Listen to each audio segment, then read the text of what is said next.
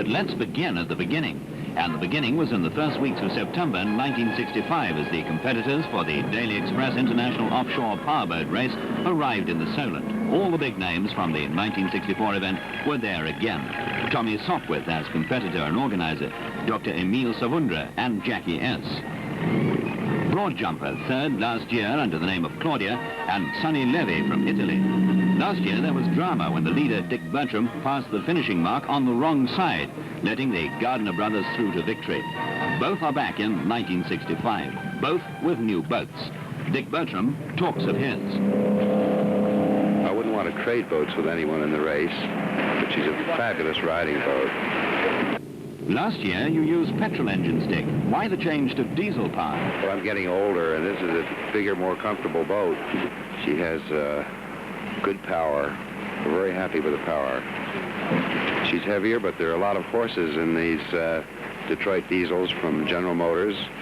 They're 550 horsepower each. We think we've got the ultimate in reliability. Yes, they'll all try harder, but will Dick find the finishing mark this year? We're not going to do that again. We'll probably do something else dumb. Behind Brave Moppy is the other big diesel, Sir Max Aitken's Vivacity. For the Gardner brothers, Jimmy and Charles, last year's Surf Rider has become Surf Fury, very much the shape of powerboats to come. Jimmy talks about her. It's a new design by Sonny Levy. We haven't had much opportunity to try it, but in the race we shall certainly find out. Apart from its very different shape, Surf Fury is unusual in that the twin-turbo supercharged Daytonas drive a single shaft and propeller. But engine troubles had dogged the Gardners. Would the boat be ready? Well, the engine's together. We've had quite a number of trial runs. I think we've still got problems, but it's too late to do anything now, so we shall just cross our fingers and hope for the best. But in spite of all the troubles inherent in any brand new design, Surf Fury found time to get in some high-speed testing and even had an unofficial dice with Brave Moppy.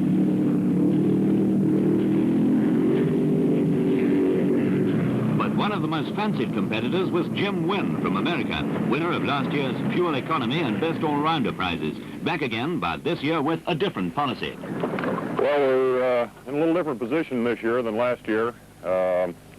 In previous years, I've run small engines, and we've been out to win the small classes, the Fuel Economy and Best All-Rounder prize, which we won last year. This year, we have a two-boat team, and we're out to try to win the race overall this year. We have two boats, one a 28 and one a 32-footer. The Thunderbird, which I'm on board here, will be driven by Merrick Lewis, the owner of both boats.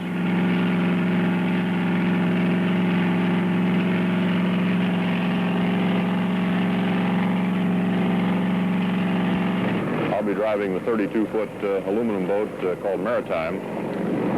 Both boats are powered with twin 400-horsepower engines.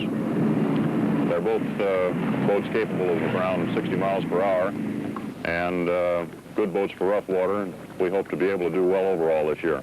And there was the doctor from Ceylon, Emil Savundra, the man who never loses hope or sense of humor. New engines, developed specially for him, were giving trouble. Towing was the order of the day, but as the boat couldn't go slower than 15 knots, this wasn't surprising.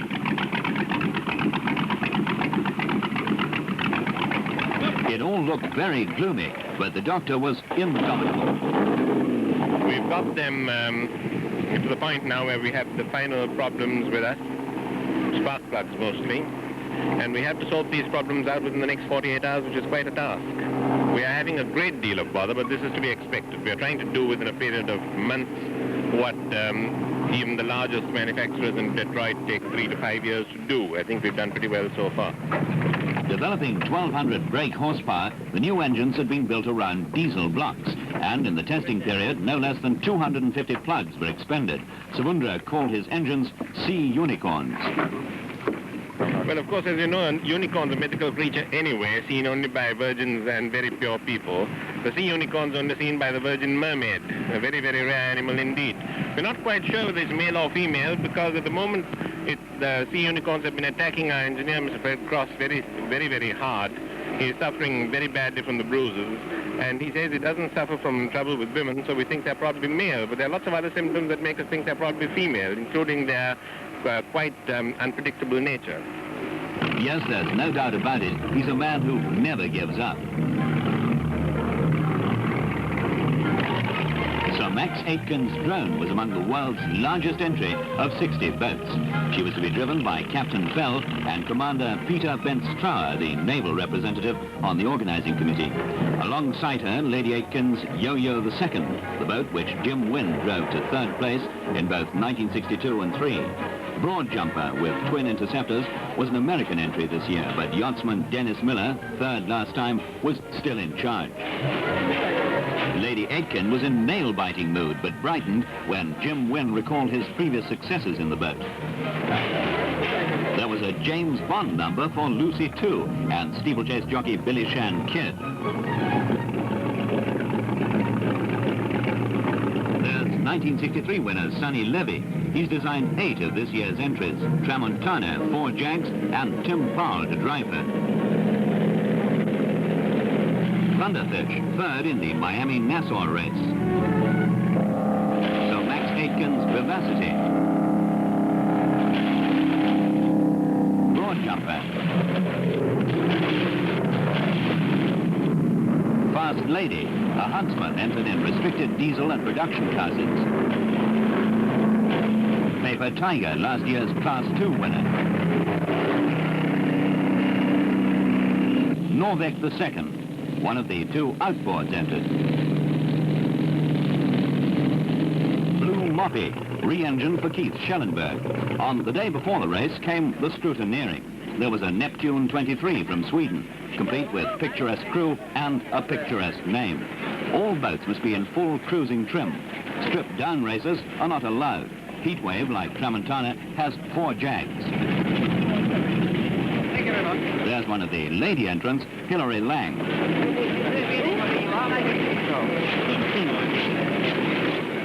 Of course, fuel is an important consideration. Petrol consumption can be as high as 70 gallons an hour, and that means a full load of up to 400.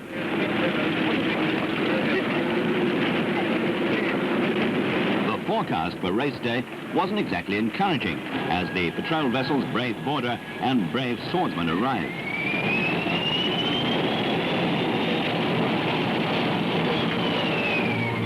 This year, the course had been altered, the boat starting westwards and then turning to come back through the Solent. A total of 198 statute miles, 10 more than last year.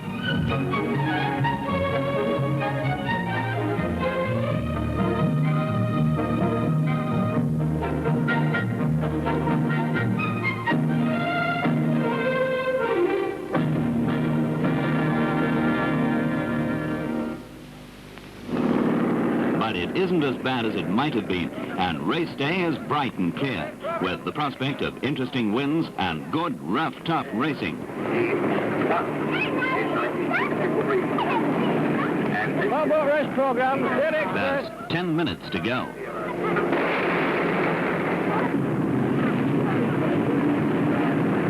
Now 5. All eyes turn right as the boats move up for Brave Border to lead them in a rolling start to the squadron line where Earl Mountbatten will start the race. And they're coming up to it now.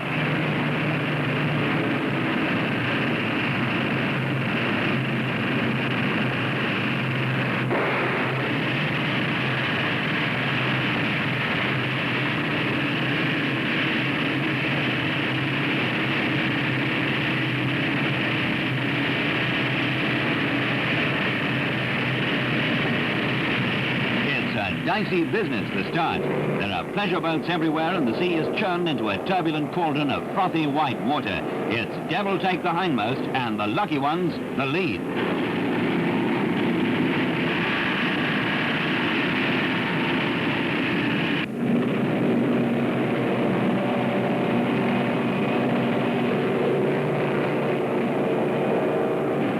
Maritime, furthest from the camera, is third.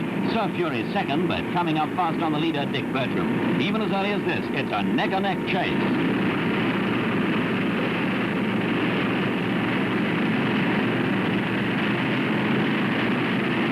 And she does it.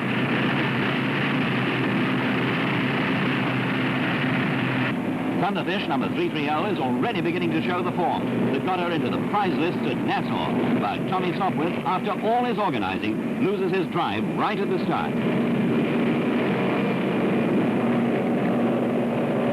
Fury is holding her lead, and the air is as congested as the sea as the photographers jockey for position. Round the first marker, Thunderfish is fourth. Maritime, third. Brave Moppy, second. Sir Fury, first.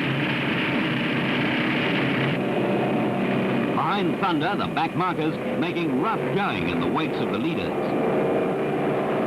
The second turn now, and Maritime's catching Sir Fury fast, but it's about as far as she gets.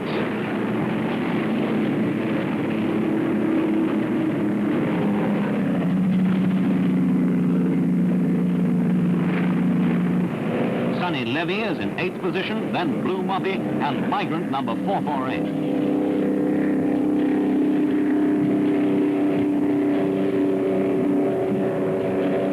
Maritime is out, and the names are Bertram and Gardner again. There's Vivacity. Giovanna nearest camera and 7 dials, but already the leaders are way out ahead. Already there's over 6 minutes between the first 20 boats.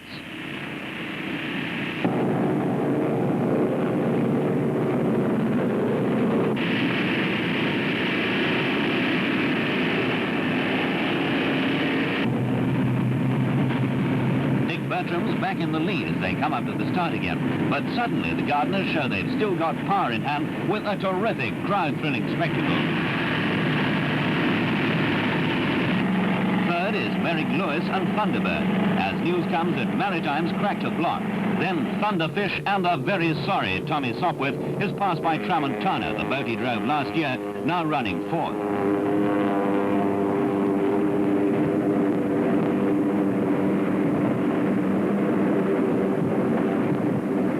Next, it's Alto Valente, and the leaders are on their way to the South Sea turn with the Gardeners just ahead.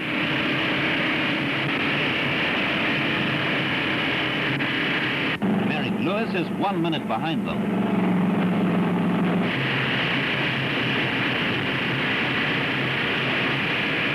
There's the South Sea Mark boat. Already the field is spread wide across the water, but even so, every one of them stands a chance of winning an award in one or more of the 13 classes and categories. So it isn't only the big ones that hope. Indeed, the winner of the smallest production class this year finished nearly 3 hours after the leader, and it was still worth £500 in prize money.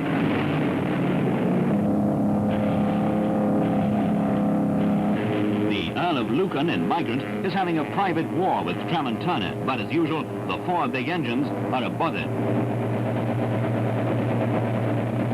They're at Bembridge now, and Brave Mop is ahead again. Here, the first rough weather of the journey is met. Stresses of up to 25 G have been recorded in Powerboat hulls. Its briefness reduces the passing out effect, but it's still quite a buffeting.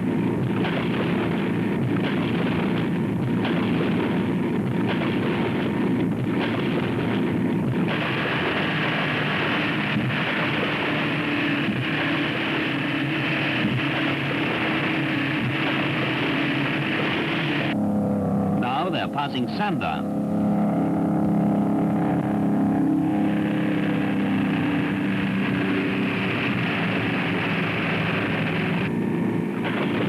Still, the Gardeners seem content to follow in the wake of Bertram. Was that burst of power at Cowes an indication or a last desperate effort? Bertram would obviously like to know as he rounds the Ventnor turn with only 30 seconds in hand over Sir Fury and a minute and a half ahead of Thunderbird.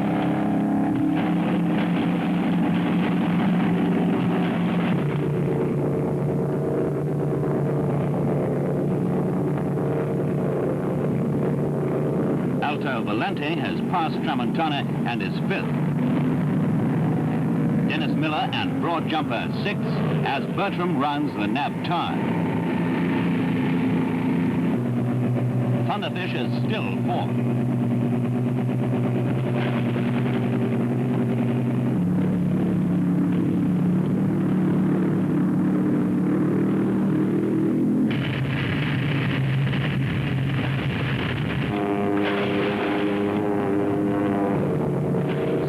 And Blue Moppy are neck and neck. All along, the Gardeners had made no secret of their hopes of competing in next year's Miami-Nassau race. And with another burst of power, they make sure of the BOAC trophy, which carries with it a free trip. It's for the first boat back past the start. But Bertram soldiers on, undeterred by this second display of power politics. Thunderbird still third. Alto Volante fourth, but due to drop out soon. Thunderfish is back to fifth.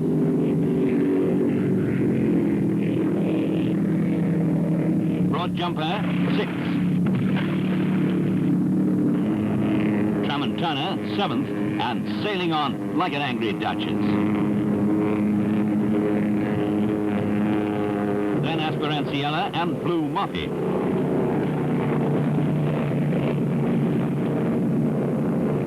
And now the Needles, and into open water again, usually one of the roughest spots of the whole race.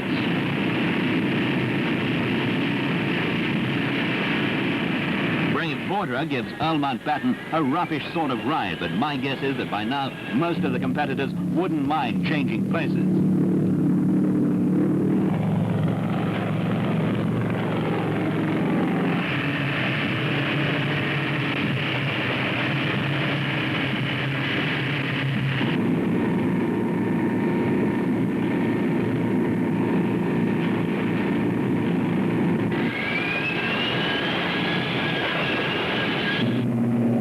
Is now sixth.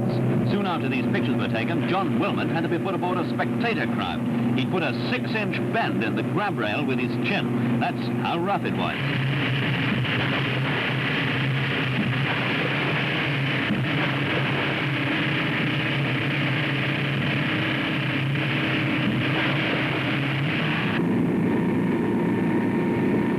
Notice Dick Bertram's standing position and padded cushion. Sitting on a seat last year, he felt too much effect from G. Bournemouth now, at this point, Poseidon, which was to win the fuel economy and best all-rounder prizes, £1,500 worth, hadn't yet passed Southsea for the second time.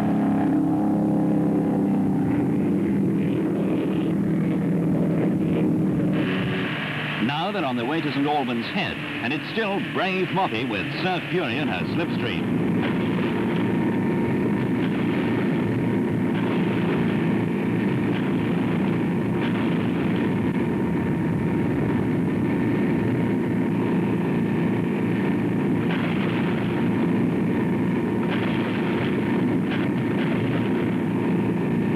But past the head, there's drama. Surf Fury turns back with expensive noises in her engine room. It looks like the end of a gallant fight.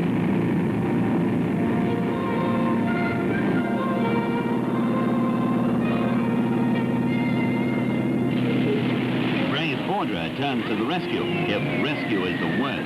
It's a tragic payoff to a great run. Thunderbird comes through to take the second berth. It looks now as though Dick Bertram and Brave Moppy have it all their own way. Thunderbird, 4 minutes behind and making heavy weather of the rough water. Peter Twist, once holder of the world airspeed record, is navigating.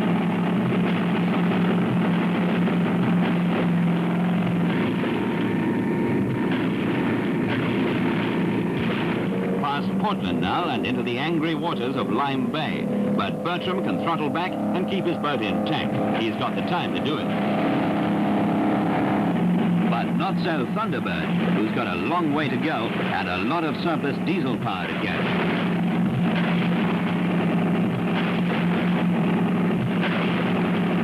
Out into the waters of the bay, and Peter Twist sets course. Already some of the back markers are more than 30 miles behind. But now Surf Fury is going again. A loose rocker arm nut had caused the trouble. She's taking the longer, smoother way round the coast. Brave Moppy is going straight across.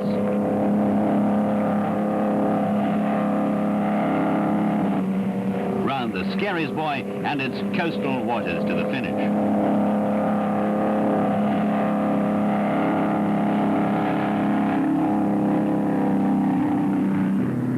But Thunderbird is nearer than Dick Bertram realized. The power goes on, and he streaks for home. It's touch and go again on the final leg.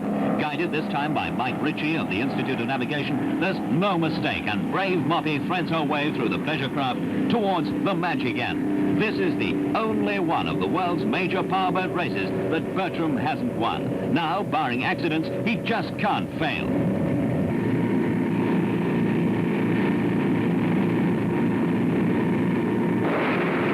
After last year, this is triumph indeed. The full record of success. The first diesel boat ever to win the race. And only 2 minutes behind, Thunderbird, Merrick Lewis and Peter Twits.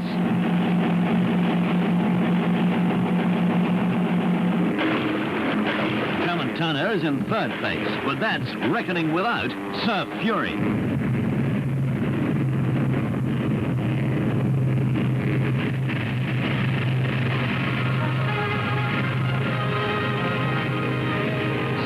Surf Fury is third, poetic justice for last year. And nobody's more pleased than the Gardner brothers that Bertram made it in the end. The new boat, in spite of difficulties, had been fantastic, the shape of things to come. And for Tramontana, a regal fourth, and the end of a magnificent race.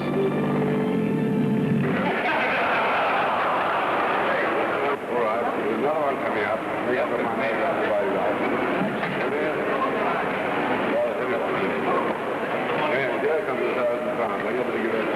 But Dick isn't parting with that check, even to his wife.